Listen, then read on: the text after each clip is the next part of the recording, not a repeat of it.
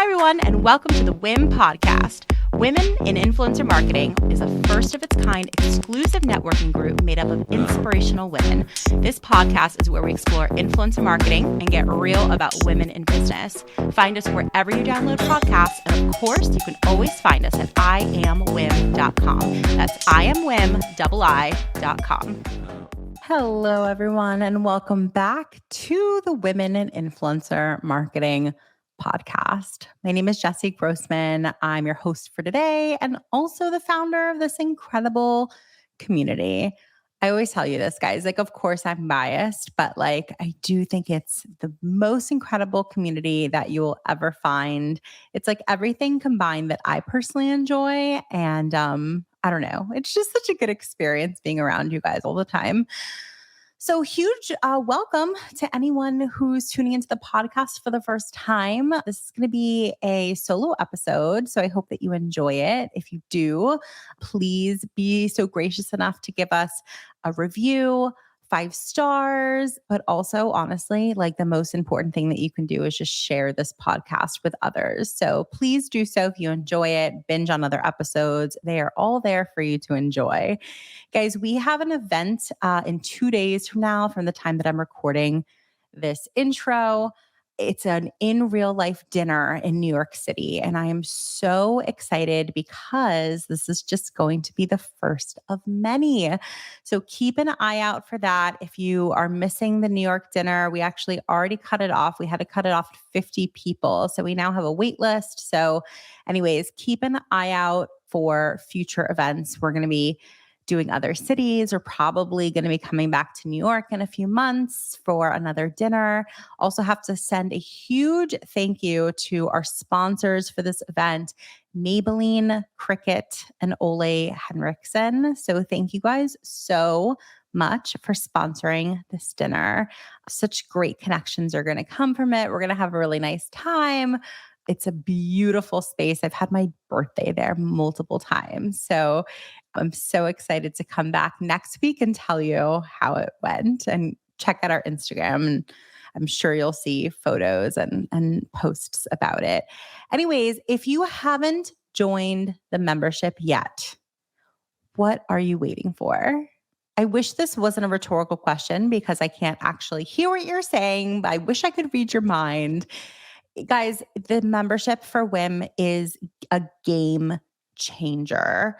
I don't use any term like that flippantly. I truly believe in how much value we are constantly giving and adding to our membership.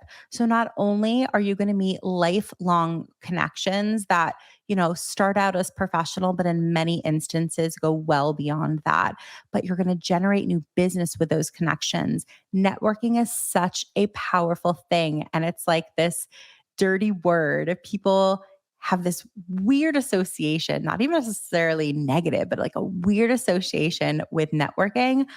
As somebody who owns a networking organization, I can vouch 10 times over the power of networking.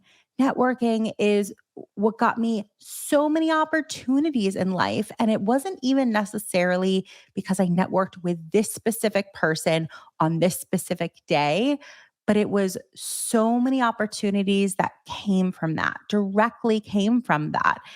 It's too many to name, but I can personally vouch, and I know there's so many other women in the group that can as well. If you could just switch your mindset about networking and know how powerful, rewarding, and impactful it can be, truly fundamentally a game changer, then you would join our group because it's a who's who in influencer marketing. It's the most supportive, but brilliant and talented and successful, but also nurturing group out there. So check us out. It's iamwim.com/join to check out joining our membership. We have a monthly And we have a yearly membership that you can join and take advantage of things like job listings and recruitment and our community on Slack, our community and Facebook group, our masterclass library. We have our events. Oh my gosh, we have so many things, but definitely check us out. And without further ado, I hope you enjoy this episode. It's all about pitching, which can be applicable to so many different circumstances, of course, in the work that you do, but even in your home life, even in, with your coworkers, trying to pitch them on a new project, a new something. So anyways, I hope you enjoy this episode. It's all about pitching. I will see you guys around and enjoy.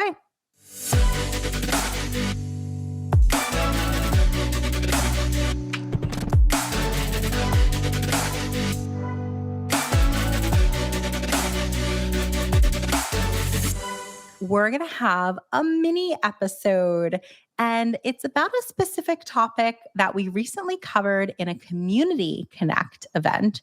So the topic is what makes a perfect pitch. And I started the talk by saying clickbait because I actually don't really believe in a perfect pitch. I don't really believe in perfection.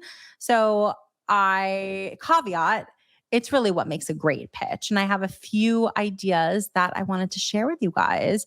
So before we get into what it is and the ideas, you might be wondering, you're like, well, is this episode even for me? I'm not necessarily in a role where I pitch all the time or I pitch at all. So maybe I can shut this episode off. What I will tell you is the following. I get pitched all the time by people in all different capacities. And I'm pitching people all the time. I'm pitching my 7-year-old. I'm pitching my best friend on where we should host her baby shower. I'm pitching people from professionals to, friends to kids on a regular basis. So the ideas that I'm presenting to you guys today for consideration, it really applies whether you do this professionally or not. So, and the last thing I'll mention on that is you're pitching your coworkers on ideas all the time anyway. You're pitching your boss on giving you a raise. You're pitching your superior, your manager for giving you a bigger budget.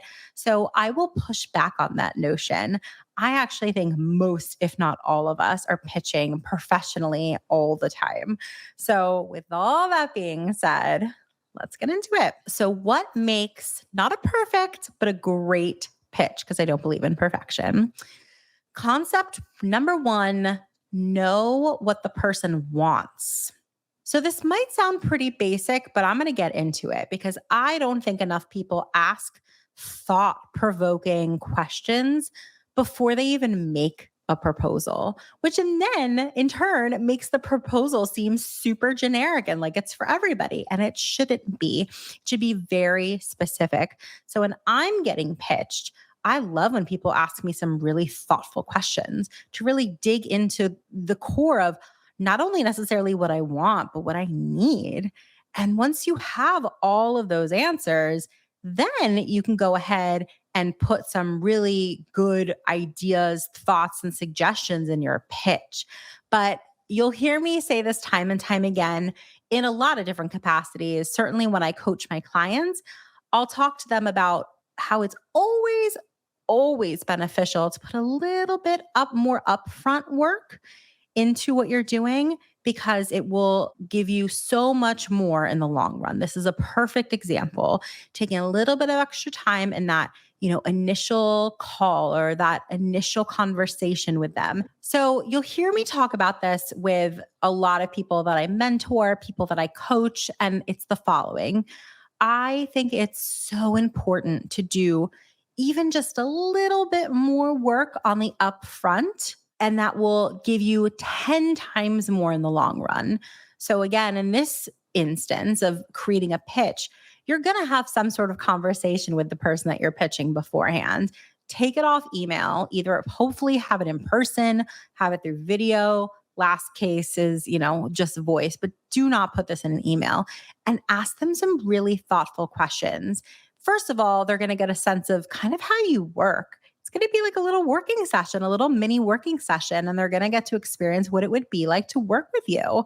So, really understand also that your pitch is happening before you even present like a proposal.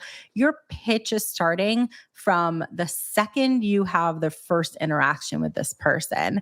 And if you're having a little mini working sesh with them and you're asking them really interesting questions that get them thinking, they're already going to associate you with that style of working, which is like, this person's really making me think about things I didn't even necessarily think about before. I need this person. So asking thoughtful questions before you even make the proposal to be able to get a sense of what they want. Next, you'll hear me talk about this all the time in so many different capacities. Y'all need to figure out how you are unique. I get pitched for stuff all the time, and no one's telling me how they're unique at all whatsoever. People are telling me the services that they provide and how much they charge. I can find a million people that do SEO. I can find a million people that do community management and charge about what you charge. Why am I hiring you? Why am I going with you? I want to know how you're unique and like nobody else. What is that for you? Maybe it's the results you've gotten, or maybe it's the approach you take, or maybe it's the level of attention that you give your clients. Whatever that is for you, whatever is your like truly, truly unique quality, emphasize that. Emphasize it so much. Also, I want you guys to think a little more outside the box in terms of how you're pitching. I've seen some really interesting pitches that might seem a little quirky to some people. They might seem a little too outside the box, but I'll tell you what was smart. It left me with an impression. It was memorable. And we all work in branding in one form or another. So I just want to reiterate that for the sake of branding yourself and thinking outside the box, it could be really beneficial because what it will do is make you memorable. All right. Next point I want to drive home. I want you to be not only specific about why we should hire you, but also why should we hire you now? So let's talk about a scenario in which case you're maybe a talent manager who's listening to this conversation. If you're a talent manager, you're pitching all the time. You're pitching your clients left and right for all sorts of opportunities. You'll usually get some sort of a spec. They're looking for, people on Instagram with this level of engagement, with this many followers who meet XYZ criteria. You can easily just say like, I have two people that fit that. Here they are. However, I think the most dynamic pitches, the most successful pitches, not only share why this person, but why now. So I'll make up an example. Let's say it's a home brand. Let's say it's Home Depot that is looking to work with influencers. And so maybe part of the pitch says, here's their Instagram. You're looking specifically for Instagrammers. But why now? Maybe it's, this client just moved into a house a month ago and they're actively building a nursery for their firstborn kid. And, they just moved into the house and it's less than a mile from the nearest Home Depot. So they're in and out of there all the time. They organically, talked about them in their stories already. And people just know they're like a natural fan of Home Depot. Plus, their YouTube channel has really been blowing up lately. They've been putting a lot more focus into that. And they're looking to build more interesting content and have sort of like a room reveal for this nursery. So Home Depot would be not just the perfect fit for this influencer, but it would be the perfect fit now. That's an example. If you're an agency trying to pitch a brand, maybe it could be like, we just came off of 3 other partnerships with a similar vision as yours. So we feel really primed to, really hit this out of the park for you. There's a number of different things, but the point that I want to drive home is not just why you, but why now? And I think that really helps to have the pitch land in a little bit more of a personal way. The last tip that I want to give to you guys, maybe this is just a preference that I have, but I love options. Like if somebody presents me with anything, I'm salivating if they give me more than one option. I don't know why. Like, I don't know why. I can't even explain it. And it's not even worth getting into. So if you are making a proposal to someone, if you're pitching them your services, I would provide perhaps maybe like a more economical option or like a standard option, and then like a home run option where like it's all the bells and whistles.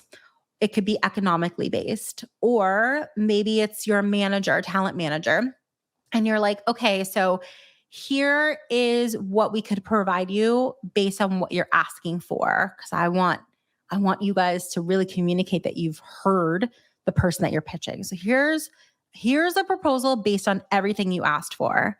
But what I also heard you say is that you're really focused on impressions. And this client in particular, happens to have a very new YouTube channel, but that's like blowing up. So I would also love to present you just like a second option in case you're interested in taking advantage of that. Let's throw in a YouTube video and I'd only charge you an extra X dollars. So I like different options because it's showing the type of partner that you are. And I haven't even pulled the trigger yet. So I don't know if I could impart like a couple final thoughts of like things that I really hope you take from this conversation. It's two things. One, it's the idea of doing a little bit more upfront work will help you tremendously in the end. So just asking a few other questions, getting a little bit more information, spending a little bit more time on the pitch to like manage the expectations of your client will actually help you infinitely more once they end up hiring you. So keep that in mind.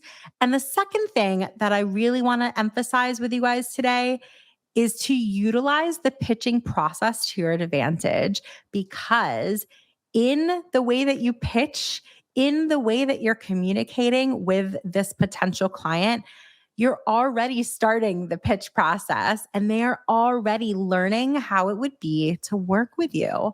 So just being cognizant of that, I think will help you tenfold.